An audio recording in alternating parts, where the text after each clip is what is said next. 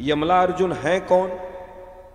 यमला अर्जुन धनाध्यक्ष कुबेर के लाडले पुत्र नल कुबर और मणिग्रीव, क्योंकि बड़े बाप के बच्चों की यही कंडीशन होती है।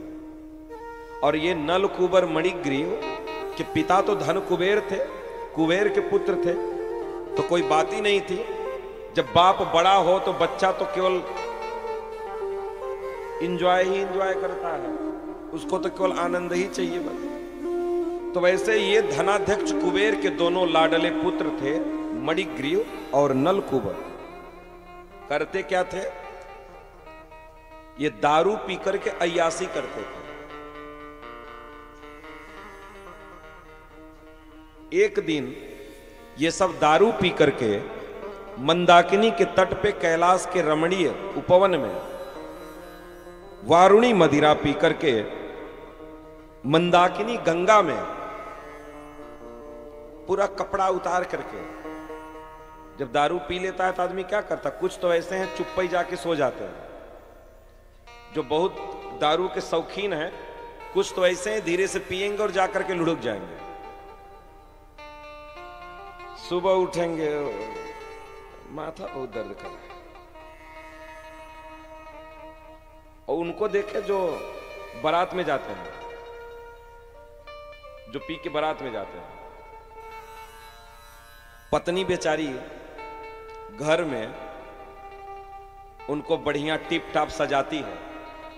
पतिदेव बारात में जा रहे हैं, कहीं पार्टी में जा रहे हैं, पत्नी बढ़िया सजा देती है उनको, अपना क्रीम पाउडर भी चपोर देती है उनको कि लो भैया तुम लगाए जाओ तो सुंदर दिखो। कपड़ा वपड़ा प्रेस व्रेस करके बढ़िया उनको सजा करके एकदम हीरो बना करके घर से विदा करती है। और साहब घर से निकलते ही थोड़े दूर जा करके एक ठो पौआ ले लेते हैं। पौआ पी करके बाराते में गए, न दुल्हा को देखे, न दुल्हन को देखे, न लड्डू खाए, न पेड़ा खाए, न कचौड़ी खाए। जोन पत्नी सजा करके भेजी थी सब कपड़ा उतार के फेंक दिए, उतार के फेंक करके और डीजे पे खूब नाचे। नाच ओच करके कहीं नाली में मूड़ी डाल करके पूरी रात सोए। जहां बढ़िया रजाई पे सोते थे, घर में बढ़िया तकिया लगा के सोते थे, वो पौआ का ले लिए नाली में मूड़ी डाल करके सोए रहे हैं। तब उनको गंदगी नहीं दिखाई देती है। ये जान लीजिए कि दारू इतनी अच्छी चीज है, इतनी अच्छी चीज है कि वो गंदगी में भी पड़ा रहता है तो उसको लगता है कि हम स्वर्ग में पड़े। अब सोचिए कितनी अच्छी चीज है। इसलिए अगर कभी पति घर में आए और कहे कि बहुत कूड़ा कबाड़ा फैला रखी हो, तो गिलास में एक ढक्कन उसको पिलाई दो, कहेगा बहुत साफ सफाई है अपने आप। और जब नाली में मुंह डाल करके सोया रहेगा तो जब वो सुबेरे उठता है तो उसकी दशा देखे, ऐसे ऐसे करता है। अरे यार हमार मोबाइलिया रात की कतौ खोई गई कि करे पास बा। वो मोबाइल खोजता है, कहां गिर गया, उसको कुछ भी भनक नहीं रहती। बता, अरे बढ़िया सज के गए हो, खाओ पियो, आनंद करो, थोड़ा आनंद करके घर वापस आओ। ये सब करने की क्या जरूरत रहती है? यही हालत थी नल कुबर और मणिग्रीव। दोनों लोग दारू पी करके नंगे हो करके, स्त्रियां गा बजा रही हैं। अब भाई बड़े घर के बेटे हैं तो ऐसे थोड़ी एंजॉय करते हैं। अब नाचने वाली भी हैं, वहां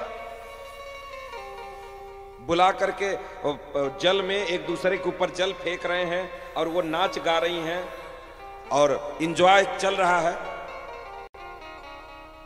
एकदम नशे में धुत है, उनको पता ही नहीं कि हम कपड़ा पहने हैं कि नहीं पहने। उधर से नारद जा रहे थे। नारद जी ने देखा कि ये कुबेर के लड़के हैं,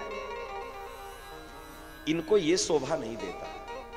नारद जी ने उनको श्राप दे दिया, जाओ अब तुम वृक्ष बन जाओ, पेड़ बन जाओ, क्योंकि तुमको कपड़ा पहनना ही नहीं है। मनुष्य हो, कपड़ा पहन के नहीं रख रहे हो, तो फिर जाओ वृक्ष बन जाओ। और आज भी महाराज का फैशन आई गवा है, जवन फटा हवा जींस पहन रहे हैं लोग कि अरे राम राम, कहां जींस फटा है उनको वह नहीं पता है, ऐसा कपड़ा लोग पहनने लगे हैं। छोटा छोटा कपड़ा पहन करके लोग नंगे होकर के घूम रहे हैं। हमारी क्या संस्कृति थी बताओ, हम लोग कहां से बेचारे चले आए, कहां कहां थे हम लोग, कहां चले आए। जानना, जो लोग कपड़ा कायदे से नहीं पहनते हैं, जिनको नंगा रहने का शौक है, ठीक है, जिनको नंगा रहने का शौक है, वो पेड़ बनने के लिए तैयार हो जाओ, सुअर सुअरिया बनने के लिए तैयार हो जाओ। अगर देखो, अगर छोटा कपड़ा पहनने से अगर तुम मॉडर्न दिखते हो, ज्यादा सुंदर दिखते हो, तो फिर तुमसे ज्यादा सुंदर तो गांव घर की भैंसिया है जो बंधी है, एक को कपड़ा नहीं पहनती हो तो कम से कम हमको इतना कपड़ा, देखो मैं सबकी बात करता हूं, कम से कम इतना कपड़ा तो जरूर पहनो कि कम से कम कोई तुमसे नजर मिला करके बात कर सके। घर में भाई हैं, माता पिता हैं, अपने घर के लोग हैं, तो कम से कम अपने बेटा बेटी को, अपनी पत्नी को कम से कम इतना तो घर में कपड़ा पहना करके रखो कि जिससे तुम भी उनको नजर उठा करके देख सको, नजर मिला के कम से कम बात कर सको। लेकिन ऐसा परिवेश चला है महाराज कि आप किसी लड़की से आप उसकी तरफ देख करके बात ही नहीं कर सकते, उसकी तरफ देख करके बात ही नहीं कर सकते, वो तुम्हारी तरफ देखेगी, तुम ऐसे मुड़ी नीचे करके बात करोगे। ऐसा परिवेश आ गया और इस परिवेश के जिम्मेदार हम और आप हैं। तो इसलिए नारद जी उनको श्राप दे दिए कि जाओ तुम वृक्ष बन जाओ, तुमको कपड़ा पहनना ही नहीं तो पेड़ बन जाओ। और जैसे ही श्राप मिला वैसे उनका नशा उतर गया, दौड़े आए नारद जी के चरणों में, बोले हमको क्षमा कर दिए, हमसे बहुत बड़ा अपराध हो गया, बहुत बड़ी गलती हुई।